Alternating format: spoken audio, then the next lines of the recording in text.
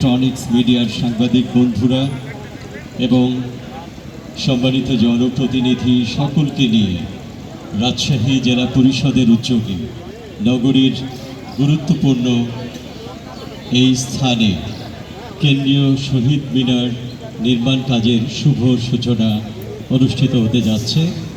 যে নির্মাণ কাজ আজকে আমরা সকলেই জানি ভিত্তিপ্রস্তর স্থাপন করেছিলেন আমাদের জনমানুষের বন্ধু প্রয়াত ভাষা সৈনিক মহান মুক্তিযুদ্ধের অন্যতম সংগঠক আন্তর্জাতিক অপরাধ ট্রাইব্যুনালের চিফ প্রসিকিউটর অ্যাডভোকেট গোলাম আরিফ টিপু।